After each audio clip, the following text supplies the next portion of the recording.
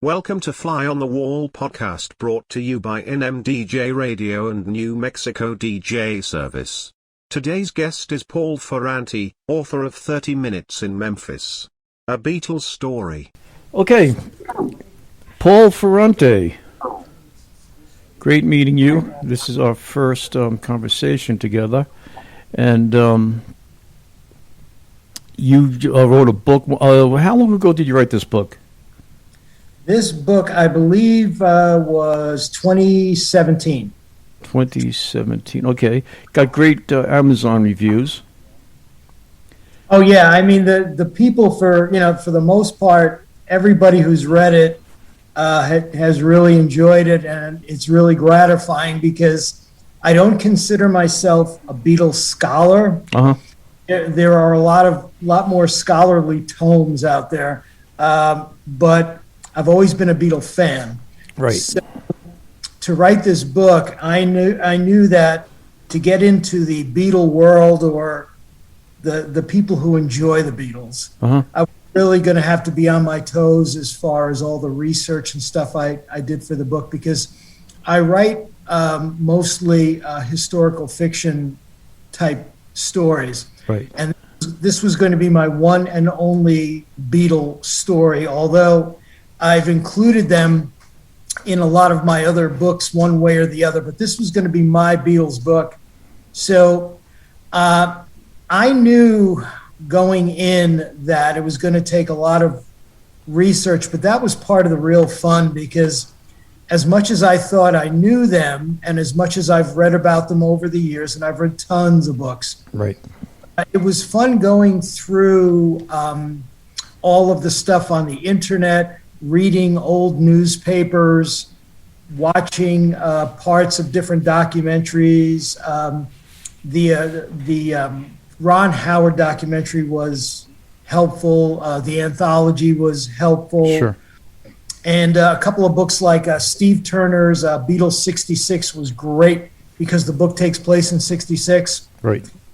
There's a recent biography by, I think, it's Bob Spitz. That was very helpful. So putting all of that stuff together, I researched really for an entire summer. Mm-hmm. I was still teaching at the time, and I knew that in November, I was going to be getting a hip replacement, and I was going to be home for 6 weeks. So I said, let me get everything in order, everything ready to go, and I'll write the book when I'm home. So I researched during the summer. I did the rough outline in the fall, and then in those 6 weeks in November, starting in November, I wrote the whole book. And once I got going, it just flowed, and it was so much fun. It really was. Now, you said you wrote other historical type books like this. What are the type of books? Well, I'll show you. I've written a whole series of young adult fiction, and they're paranormal mysteries, but they're all based on history. Paranormal history, huh? Yeah, paranormal history. And cool. As a longtime teacher, I know that history is not necessarily the most appealing thing to young people. Right. And so I decided I was going to slip it to them through paranormal mysteries. So in every one of the books, they're called the T.J. Jackson Mysteries. Wherever the kids are, there are three recurring characters doing wherever they are doing their paranormal ghost adventure type investigation. The reader's going to learn all about the historical time period that the ghost lived in, either through the ghost, his or herself, or just background history. And so in that way, I've had the kids go to such diverse places as Gettysburg, Bermuda, and Cooperstown, New York. Well, so because I'm also a baseball fanatic, and in the upcoming book, actually, they're going to the Tower of London. Wow. So it's been fun, but I've managed to weave the Beatles into just about every single thing that I've ever written. There's only one book I wrote. There's no Beatles, because it's a baseball book that takes place in 1927, and there was no way I was getting them in there. Yeah. But in the T.J. Jackson myth, T.J. himself, and the series starts when he's graduating from middle school with his two buddies. He's described in the first time you meet him as resembling a young Paul McCartney, and he's got a best buddy who's kind of a quirky kid named Bortnicker, who is a Beatles history trivia savant, and so that kind of flows through all of the books. In fact, in one of the books, which is called Spirits of the Pirate House, the kids are doing an investigation in Bermuda, and since it's got this whole paranormal vibe going, because they're looking into the life of a Bermudian buccaneer who retired to the island and had his own plantation there. Mm-hmm. I decided that I was going to work in a character who had contact with John Lennon when Lennon famously visited the island not too long before his death. Right. And so I made it that the kid's chauffeur for the week, an Afro-Bermudian driver named Chappie, had become friendly with John, and that John's spirit anyway sometimes visits him here and there. And so I worked that all into the plot, and that was a lot of fun. Wow, great. So what age group are your books written for primarily? Well, the T.J. Jackson books are for young adult up through teen. Uh-huh. And 30 Minutes in Memphis was meant to be more of a teen up through adult. Right. Because it covers a lot of history. If you're a Beatles fan, you're going to love it for the history, because because it does track the entire Beatles 1966 tour, that final tour that they did. Right. And the reader will see that the plot of the story alternates between the story of this teenage girl in Memphis, this Marnie Culpepper, and her experiences and trials and tribulations of being a Beatle fan in the South when John Lennon's remarks, set off that explosion there of backlash. Now, were you around at that time period? Were you? Yeah, I was in the fifth grade. I was in the fifth grade when that happened. Okay.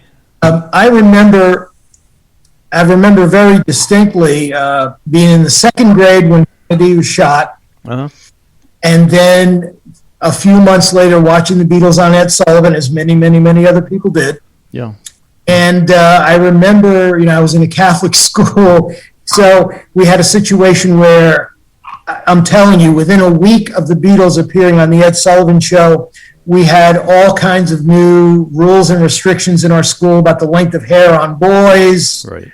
All this kind of stuff. And I had a lot of old Irish nuns that were teaching me. And of course, in the beginning, they thought the Beatles were dirty looking and effeminate and everything that could be possibly bad about them.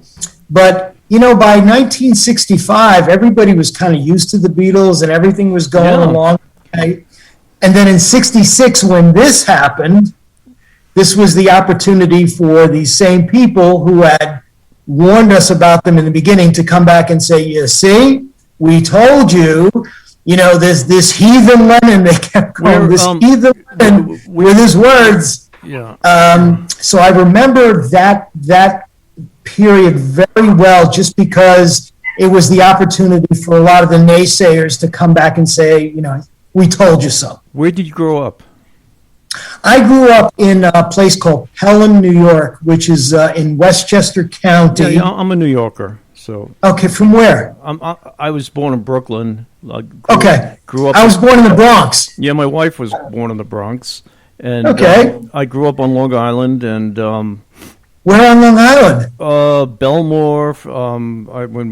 After getting married, we lived in Freeport, Baldwin. I used to manage a club called My Father's Place on Long Island. I don't know if you remember that. All right. In Roslyn. And we had go ahead. I'm sorry. We had everybody come through that club. It was like the Bottom Line in New York. We were like the sister club. And Billy Joel, I would imagine. Well, he used to rehearse in our club. Yeah. He would rehearse in the afternoons in the club. And so so he was there a lot, and just everybody, the Stray Cats grew up in that neighborhood, and just everybody. It was just a melting pot for music. Did you ever see the Beatles? I mean, I know you didn't see them as a group, I'm assuming, but did you ever see the Beatles perform? No, never saw them individually or as a group. I saw. I've seen the Beach Boys about like 15 times, I think. Yeah. But never the Beatles. And it's something I think I would have loved to have experienced, because when I wrote the scenes about them performing, and even the one in Memphis, I was just going off just everything I'd seen on video, the reviews of the different concerts. Right. And since then, of course, I've made friends through, in the Beatle world with a lot of people who actually did go to these concerts. In fact, one lady, Patty Stenman, who wrote a wonderful book called Confession or Diary of a Beatlemaniac. She's a couple of years older than me, but she went to see them in Philly when he was like 15 years old. Wow. And she saw them at Shea in 66. Wow. So she was able to kind of corroborate a lot of the teenage girl stuff that was going on with my character, Marnie, in the book. And it made me feel so good when she told me, Marnie is me, basically. For not being a woman and not having lived through it as a girl, right. You kind of hit it pretty good as far as the different things she's feeling and so that made me feel really great. I saw the Bangladesh concert. I was lucky enough to see that, and I saw Lennon when he played at the 1-to-1 benefit. Okay. And then I saw, McCartney. I used to manage stadiums and arenas, so I worked with McCartney a handful of times. He's come through, and Ringo I've seen in smaller theaters and things like that. So I've been lucky enough to see them, and one of the most disappointing. Well, I'll even go back a little further. I saw Lennon play with the Mothers of Invention at the Fillmore. So, but one of the most disappointing shows I ever saw was John Lennon at the 1-to-1 thing. He was so lethargic and just like he didn't, it was kind of like he had to do it, he didn't want to be there type of an attitude. I'm a Beatle lover probably more than anybody else. I have everything, every bootleg, whatever I get my hands on.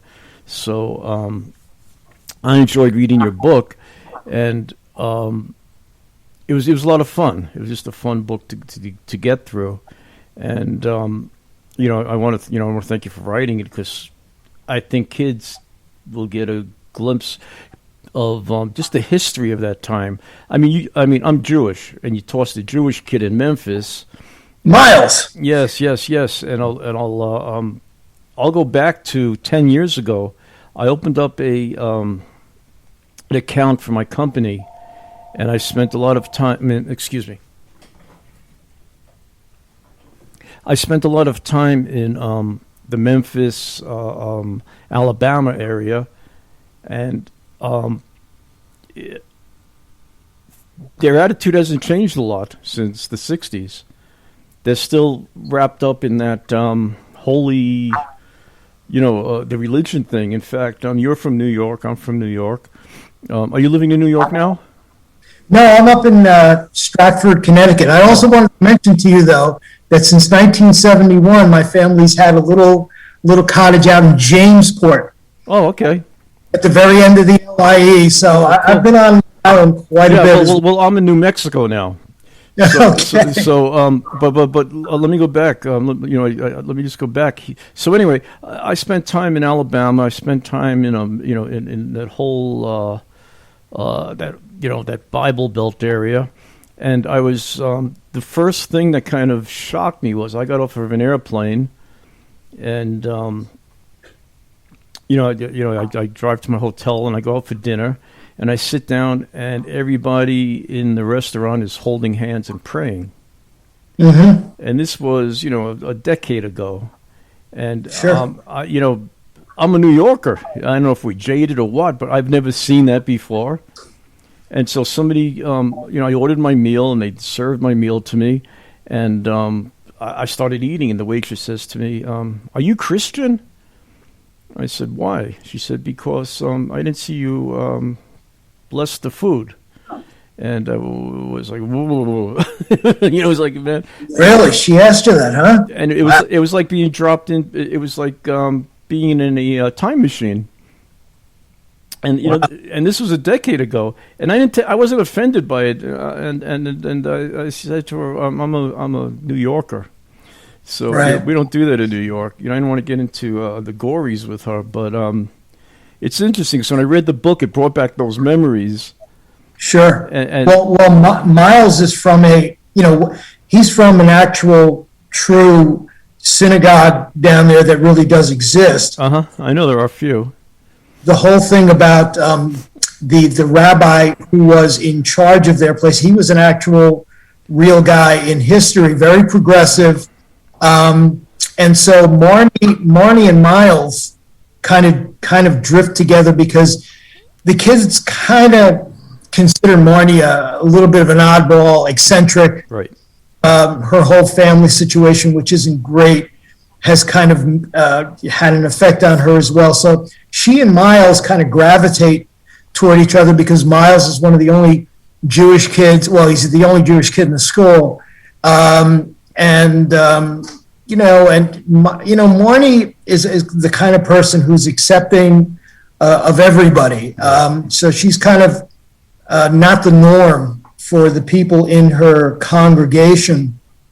And their friendship, I think, is a wonderful one. At the very end, when you find out that Miles has actually gone into I don't know, what do you don't call it the priesthood. He's become a rabbi. Okay. He talks about his family and how he met his wife. Yeah, the rabbinical school.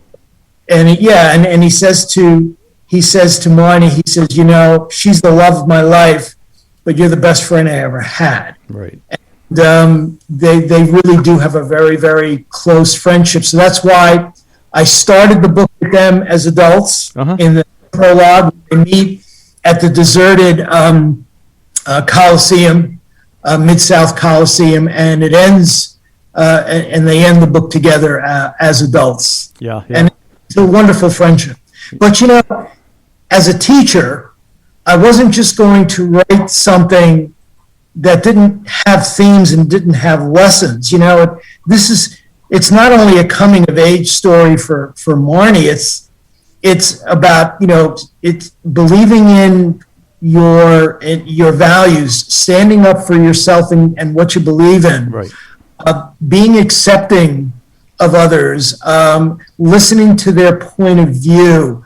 As a teacher, I in all my books, there are themes that I would love to get across to young people, and I would think in the story of Marnie, as well as the whole Lennon thing, the whole idea of being able to express yourself and have a dialogue going without being, hounded for it and called out for it. So I thought the story of Marnie and Lennon's own problems there went well together. Yes. Do you plan on writing any other books in this series with Marnie? Is there anything else? Gee, I don't know. I was kind of thinking Marnie was a one-off. I like the way I told the story. However, the Beatles thing does go on. As a matter of fact, I'll give you a little heads up. In the sixth T.J. Jackson book, which is going to come out in the summer. As I mentioned to you, they're doing an investigation at the Tower of London. Right. And so by this time, the kids are just about to graduate from high school. Uh-huh. Because when the series started, they're just graduating from middle school, and they've got their own cable show, and they're kind of cable celebrities by now, ghost hunting celebrities. So they're commissioned by the Queen to do an investigation in the Tower of London because there's all kinds of shenanigans going on in there. But my favorite scene in the book, or one of them, is at the insistence of Bortnicker, who is, like I said, the Beatles savant, and who actually made contact with John's spirit on the island of Bermuda while they were doing their investigation. At the insistence of Bortnicker, they take a side trip to Liverpool, and they do the Liverpool tour, and they end up in the Cavern Club. And that's where a lot of these tours do end up anyway. And so, of course, having never been there, I had to watch videos of people who visited and et cetera, et cetera. So they're in the Cavern Club. I'll tell you this little story quickly. So he excuses himself to go to the men's room. And so he goes into the men's room, and he's this geeky, weird kind of kid. He's very, very quirky. But he goes in there, and it's all quiet in there, and he goes to the bathroom, and he's washing his hands, and he looks in the mirror, and behind him, standing against this wall, is this guy who's a dead ringer for John. Okay, he's got like the circa 1965 Beatle outfit. He's got a turtleneck on. He's got a dark suit. He's got the hair. He's got everything. And so he turns around, and he says, "Oh, you startled me." He said, are you appearing here? Because he thought he was like one of the tribute bands. He says, "Are you appearing here?" And the Lennon character says, "Well, it appears I am," and which I thought was something John would say. And he says, "You know, I was going to tell you, I was going to quote that line from Hard Day's Night when I was going to say you look just like him." Yeah. And, on the stairwell with the lady. Sure. And so the ghost says to him, "Oh, yeah, that cheeky John, he's very witty." And then the ghost says to Bortnicker, so when was the last time we talked? Was it Bermuda? Well. And he realizes, I'm not only hearing him in my ear like I did in Bermuda, I'm actually seeing him. Well, John, the ghost says, "So what do I look like?" And he says, because, I can't tell myself. And he goes, "Well, you kind of look like around 1965, Oh, he goes, "Well, I figured I would appear to you as you most would like to see me, so I guess you were a Mop Top fan." Well, I'll tell you two great John Lennon bathroom stories. Okay. One was told to me by a guy named Hamill on Trial. He's an artist. He actually wrote a song about it. He went to Yoko had an art show upstate New York. So her and John went, obviously up to do the gallery thing, and Hamill goes to the restroom, and there's Lennon. And he bumps into him, and Lennon says to him, this guy was like, he couldn't wait to get there. He was hoping Lennon would be. Anyway, he runs into him in the bathroom. He bangs into him by mistake, and Lennon just says to him, "F off, you asshole." And he said his whole balloon got, deflated. But here's another story. And Artie Kornfeld, who was the man who started Woodstock. Okay, it was Artie Kornfeld and Michael Lang. They were the brains behind Woodstock. Artie's a good friend of mine. Anyway, I could tell the story because Artie told it on my radio show. Artie has a cocaine problem at the time. And he goes to the restroom at the record plant, the studio. And he put out a couple of lines. And he bends over to snort them. All of a sudden, his leg gets wet. And he turns around, and there's John Lennon urinating on his leg. And so Artie says, "What's going on?" And Lennon says to him, "I'm sorry, mate, but I can't see a thing without my glasses." And they became good friends, and they were friends till the end of Lennon's life. So you could use either one of those in your book next time. That's pretty funny. I mean, I love the scene, and while they're talking to each other, this other guy comes in, and he's got he's like a 70-year-old, a 65-year-old guy, and he's got like a yellow submarine T-shirt in, and he blows right by the both of them. Yeah. And he doesn't see John, but he sees Bortnicker, and he comes in and he just washes his hands and goes out, and he's like, Bortnicker's like, "How come I can see you and he can't see you?" And he goes, "Well, it's your friend TJ, who is what they call a sensitive. Yeah. He's got to be around for me to show up. He's kind of like an antenna. Yeah. You need him around for me to show up." And so John says, "So I hear you're doing a little work for the Queen, for the Queen." "Oh yeah, Tower of London, And John says, "So what's in it for you?" And he goes, "I don't know." The kid goes, "I don't know. Maybe we'll get a medal or something." And John goes, "Oh yeah, we got one of those. I gave mine back." Yeah. Well, yeah. So it's a fun scene. Yeah, there's a lot of history in it, and I love the way that you intertwine history with fact. Fiction and nonfiction, how it kind of becomes one. So, do you consider yourself a Beatle? Not an aficionado, but do you love them? Do you know their albums and everything like that? Do you? Oh yeah, I mean, I've got all the albums. Some of them from when I was a kid. Yeah. Every day when I'm in the car, I'm listening to the Beatles station on Sirius. Mm-hmm. Anytime there's anything about them that comes out as far as a documentary or whatever, I'm on it. I've read at least a half dozen biographies on all of them, except for Ringo. There aren't that many out there. I'm a real fan, but I think I could kind of hold my own talking. Do you know what book was fascinating about Ringo? Ringo's White Album. Did you ever read that book? No. Check it out. It's how the White Album would have been a catastrophe if Ringo wasn't the type of drummer he was. He was able to, there was folk there was country music there was electronic music in there was just everything. But I ask this question to everybody because I don't think you could be a modern day music lover, a rock music lover, without having a base to the Beatles somewhere. And right. I was talking to Anil Prasad on Saturday, just a couple of days ago. He's like one of the top 6 music journalists in the world. He has not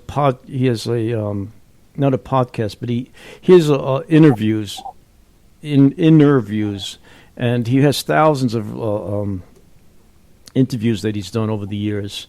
He was the first person to start doing music interviews online back in the 90s.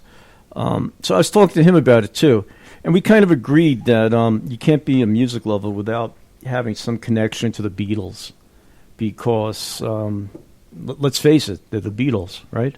Right.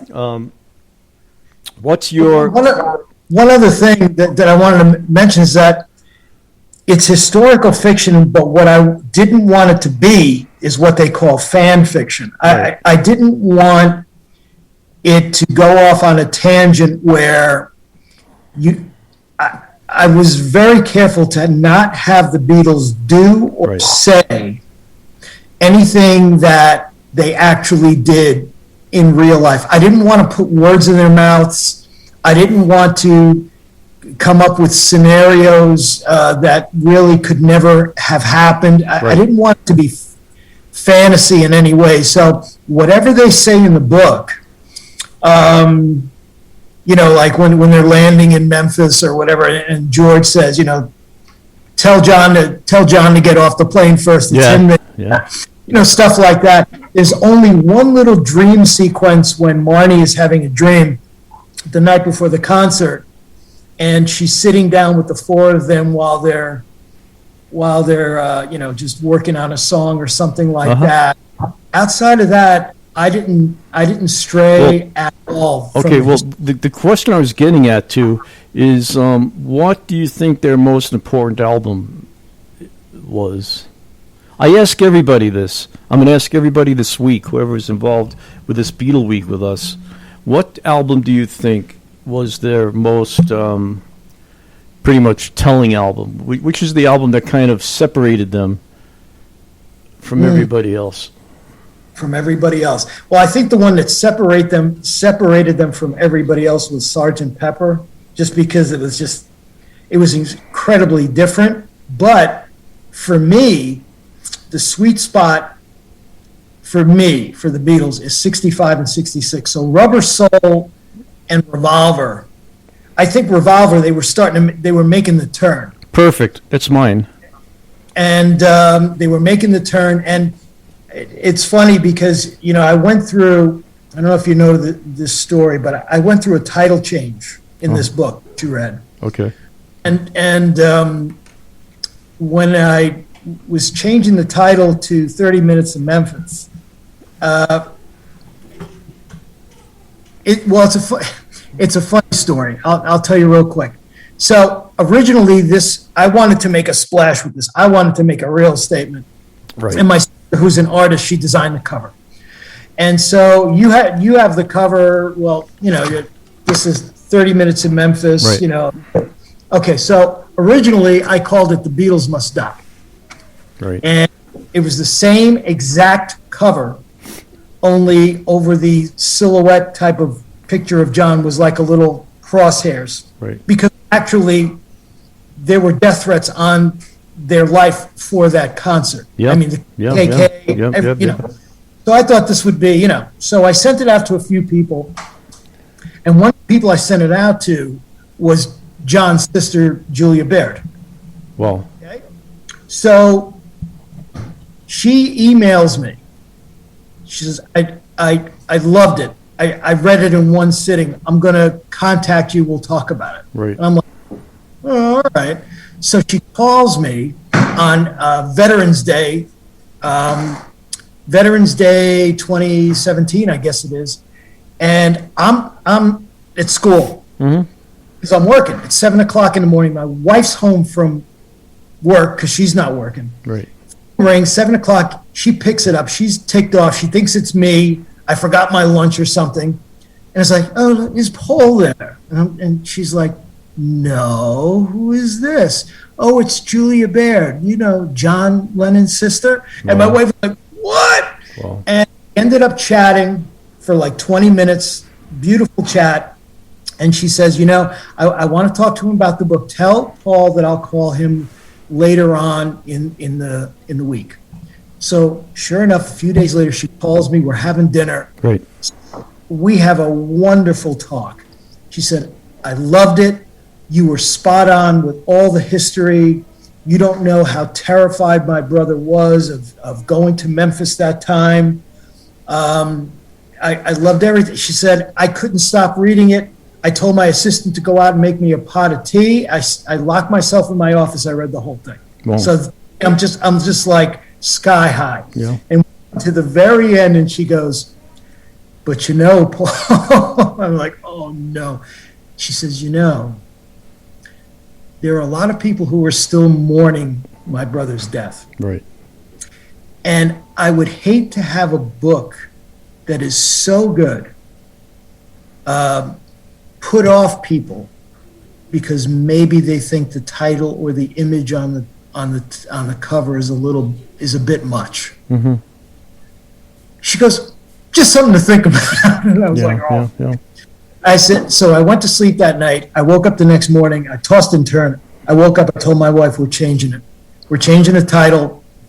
We're changing the cover. And you can do this when you have a self-pub book, which is the first book I ever self-pubbed. So I got a hold of my sister. I said, we're going to do a change on the cover. Yeah, not a problem. So, and then I had to come up with a title. So I emailed Julia Baird and I said, listen, I'm changing the title. And she said, well, if I could be of any assistance, let me know. So I started running titles by her. Mm-hmm. And course, the first thing I come up with, because if you read the book, it's a big deal in the book, is, and this is where they made the turn, Tomorrow Never Knows.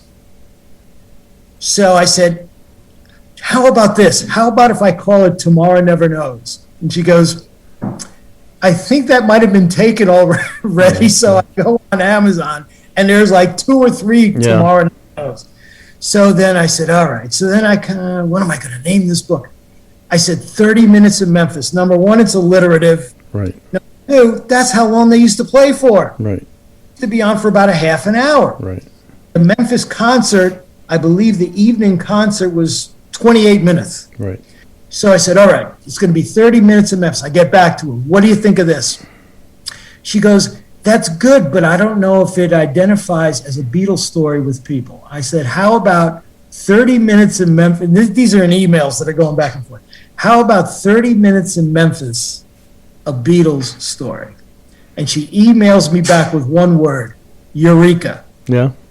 And that's how I got the title. Great title. It is a great title. And, well, so you said Revolver. Yeah. Okay. That's mine. I think it's Revolver because, especially Lennon, his mind was just so out there when that album came out. Tomorrow Never Knows, She Said. He had some masterpieces. I think they gave away the, for lack of a better term, the boy band image.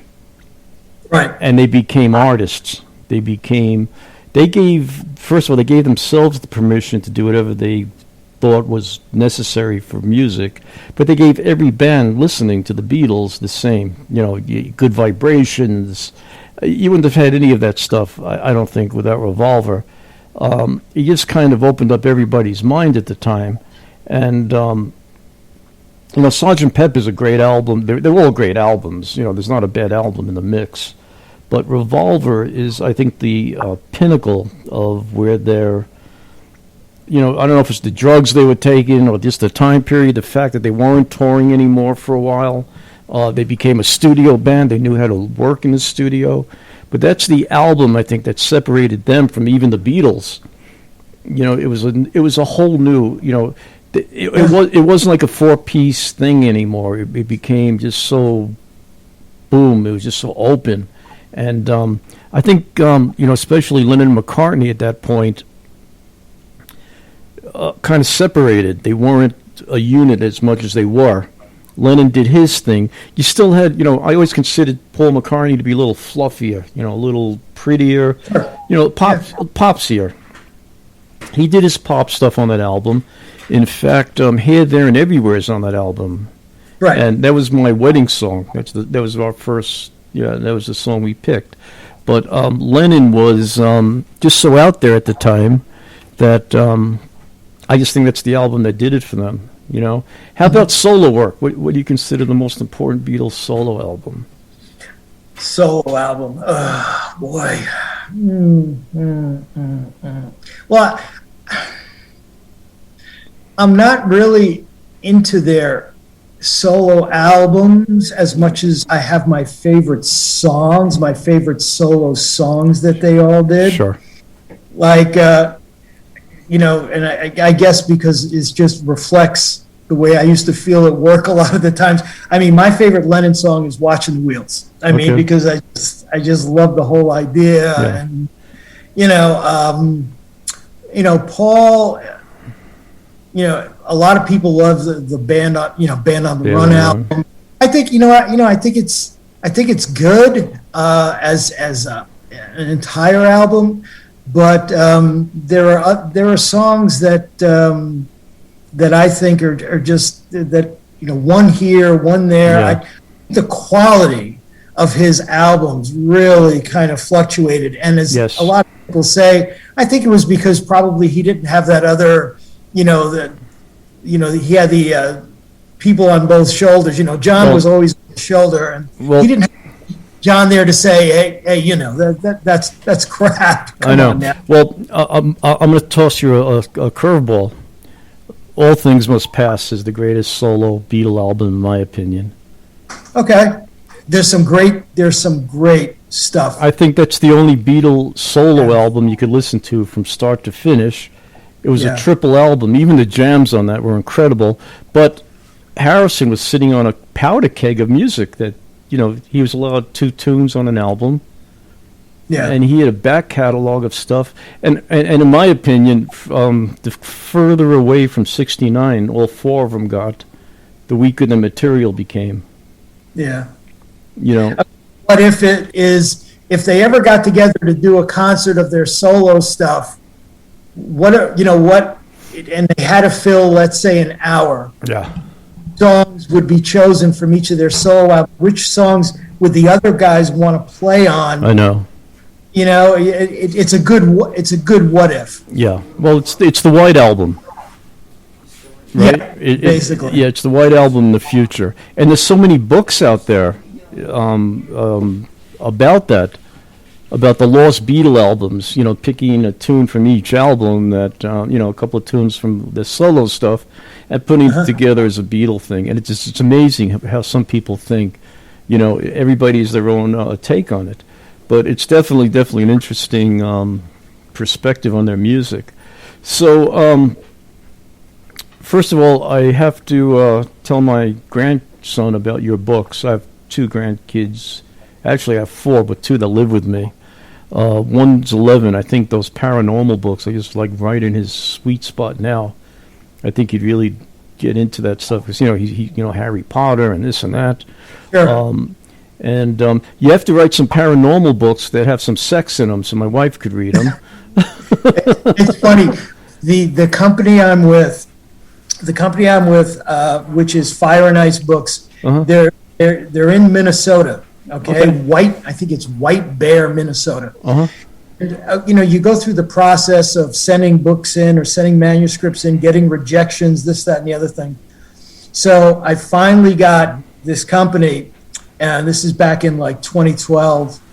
And so my editor, she's still my editor there today for when I do books with them.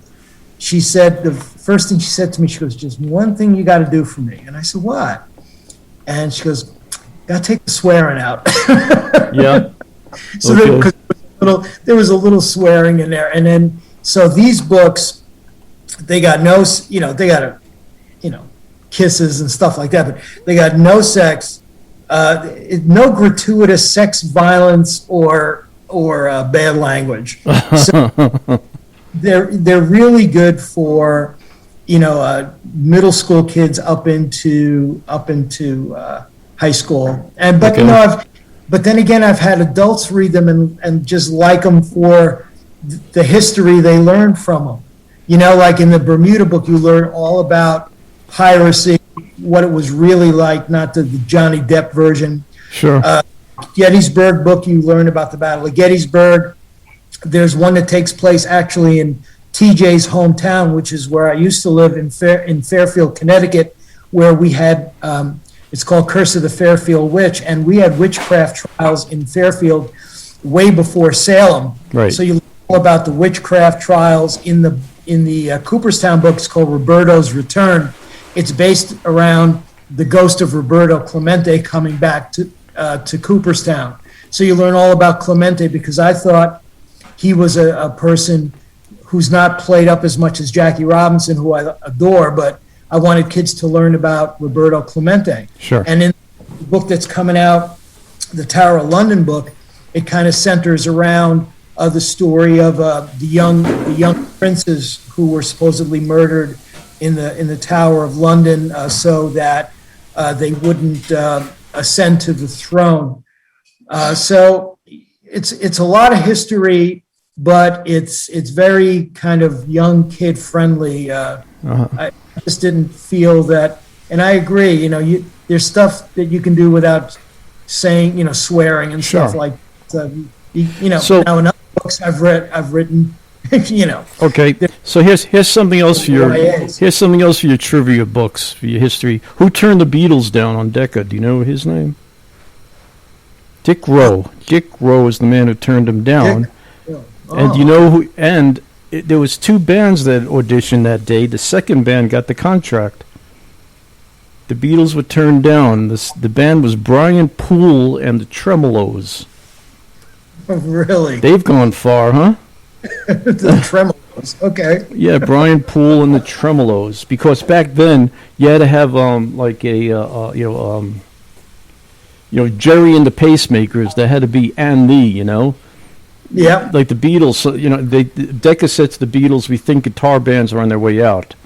That's what they told the Beatles. But Brian Poole got the deal that day, and the Beatles obviously, it was probably the best thing that could happen to them. They wound up at with EMI, and they wound up at Abbey Road, and they wound up at George Martin, and the rest, as they say, is history. But because the Beatles were turned down, the Rolling Stones were grabbed like that when they went to Decca, and they got the Decca deal. Well, the Beatles just opened the floodgates, really. I mean, know. And as I used to tell my kids at school, we used to spend a whole week during the year because I was an English teacher, right? And I'd take a whole week during my poetry unit, and we would just do the Beatles, right? And we'd watch videos. We would have the lyrics, just to show them how things changed so rapidly over time. And it was also me telling them stories about the '60s and what was going on, and Kennedy and Vietnam, and they just loved all that stuff. I've since learned that I did a podcast with a couple of guys in Boston, one of whom actually teaches a course, a college course in the Beatles. Who is that? Is that that David Gallant? Oh, I thought Womack. Kenny Womack? His name is David Gallant. He's Okay. at the name of the racetrack, Suffolk. Okay. Suffolk University in Boston. And he actually teaches a course in that. I mean, what a great gig that would be. I had to beg to let them, the powers that be, to let me do a week with the kids, and they loved it. They would be walking through the halls, singing the songs, going out and buying the records. Records, the CDs at that time. Right. Just the most fun teaching the Beatles to kids. Yeah. Kenny Womack wrote a book. It just came out in October about the last days of Lennon. I did a couple of podcasts with him. He teaches, I forgot what university he teaches in, but I believe they have all of Billy Joel's material at that college. He donated all of his, whatever, or Paul Simon's, one of them, was up there with Kenny. So, I mean, I would love to see you do maybe, something like a part 2 of this book, because it was a fun book to read. I know it was, it wasn't, I sat there at first. No, I didn't know. I didn't realize when I first got the book that it wasn't a nonfiction book, because that's usually what everybody sends me: nonfiction books, biographies, things like that. And when I started reading it, I said, "This is really fun. This is like a whole different aspect on, just on the whole telling of the story." And I was really happy because, the books I read, a lot of them are like reading a textbook. It's like, it's great information. It's real interesting. And in fact, Harvey Kubernik, do you ever hear of Harvey? Harvey's written tons of great music books. He's doing one on Bangladesh now. And I'm going to be doing, I went to the concert, so I'll be doing a couple of like a chapter with him about the concert. He's doing it, just leading up to it and everything else, about actually being there, because there's not too many people of us still around who've been to that show. And did you ever see the movie Bangladesh? Yes. Okay. Yeah. Do you remember they do Bangladesh at the end and they kind of cut, and it's the end of the movie? Mm-hmm. But what happened, I was a kid, and 69, no, it was about 70. So I was 15, I think, when I went to the show. But I remember it was the greatest ending of a show I ever saw. The band goes into Bangladesh. That's the last tune of the night. And George puts down his Strat. He had that beautiful white Stratocaster. He puts it down and he walks off. And the band's playing. Ringo follows him. Eric Clapton follows him. Leon Russell follows him. And Billy Preston. which was pretty much the core of the big boys. And the rest of the band is plays another 10 minutes of Bangladesh. They just keep playing, they just keep going and going until one by one they all kind of leave and it's over. It was the greatest ending to any show I ever saw. And I'm so sorry they cut that out of the movie because I thought it was like one of the highlights of the show. So, so I'm going to be talking to Harvey about that. So, I kind of feel the love for the Beatles. That was the first Beatle I ever saw. It was, I never saw any of them prior to that. I saw the Rolling Stones prior to that, but I never saw the Beatles. And Harrison, who was the quiet guy, I think, he did the first benefit show pretty much. I don't think there's any other, that was the first musical benefit thing. And I think from that point forward, he kind of became my... if I was a 14-year-old girl, I'd have a "I Love George" pin on, that kind of thing. And you brought that out in the book. That was the time. That was the era. And I remember those days. America needed a little uplifting. Kennedy was assassinated. It was just a bleak time in America. You had the the communists were taking over America. It was just a creepy time to be. I was a kid. I didn't get it all at the time, but looking back at it, it was pretty messy. I remember the missile crisis. I remember that night. I was a little kid living in Brooklyn, in the projects on Rockaway in Canarsie, and I remember everybody's lights were on all night. People weren't sleeping. They thought that was the end of the world. And so I remember the Beatles coming in, and I remember it was a whole. It kind of went from The Wizard of Oz when it was black and white into color. Sure. And that's what the Beatles brought, I think. And there's that scene in the book. In the book, Marnie's mother walks out on her and her father. Her father is a Korean War veteran who suffers from what we today call PTSD. And, he's got his mood swings and everything. He's also a sergeant on the Memphis police force, very straight-laced guy. And so it's Marnie and her dad. The mother walks out on them the weekend of the Kennedy funeral. Yeah. Okay. And so now it's just her and her father, and they have a housekeeper, a black lady who's a wonderful character, Tilly. So the Beatles that's all she has to hold on to right now. Yeah. I mean, she's holding on for dear life, basically. Yes. And she's got this whole, her whole room is a Beatles shrine. She gets her friend Miles, who's very technically inclined, to rig up this whole kind of sound system in her room with a turntable. So that first scene where she wakes up in the morning and her hair's all in her eyes, she reaches out to her night table and just feels around and then hits this button, which is almost like if you ever saw Pee-wee's Big Adventure. It's kind of this where eventually this Rube Goldberg thing ends up with a needle going down onto the album and starting her day with the Beatles.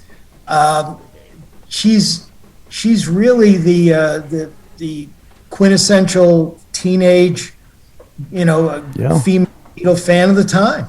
Yeah, well, I had a basement when I was a kid when we moved to Queens, and the basement was pretty much mine. And I had Beatle things on all my walls, and then the White Album came out, had the big poster in it. Sure. And it was just, it was just the times, and it was just they were such a. You're talking about the teen magazines. Sure. 16. I remember 16, Teen Beat, Tiger, or whatever it was. Tiger Beat. Tiger Beat. Danny Feld, who later went on to manage the Stooges and everything, was, I think, the editor of Tiger Beat.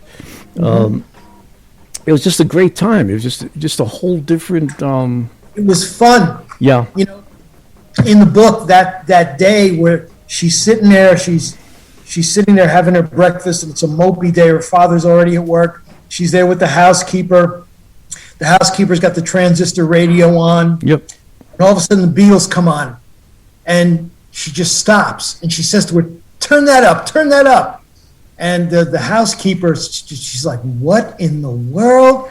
And it just hits her. Yep. It's uplifting. It's positive. Yep. It's everything we wanted at that time in history. Yeah, it was four guys who just kind of were at the right place at the right time. Yep. You couldn't. They lived in the same. They lived in the same area. It was just perfect. It was just like a perfect blending, and I don't know if it's ever going to happen again. It's like lightning. There's lightning hit twice. It was just, it was just four guys who were just gelled, made it all happen. There were no mistakes. By the time we got to see them, the mistakes were through. They went through their learning curves. There was, it was just the right formula for the right time. Capitol Records was very good to them. EMI, they were really, really good to them. They let them do what they had to do. The stories of Lennon doing "Twist and Shout" with a rip, his voice was shot. It was the last, he screamed it out and then he passed out with his shirt off, sweating, all feverish. Yeah. He passed out. Whatever happened after that, and they just did everything. It just happened. Everything happened perfectly. They had George Martin. Another producer. They had what's his name? Hurricane Smith, Norman Smith, as an engineer for the first, right up to Rubber Soul, I think, and he was a genius, behind the boards.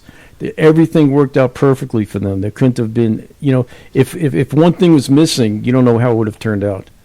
Right. If Martin wasn't their producer, if Norm Smith wasn't their engineer, if they weren't at Abbey Road, if they wound up at if Decca got them, it would have been a whole different story, and they could have been like Brian Poole and the Tremolos.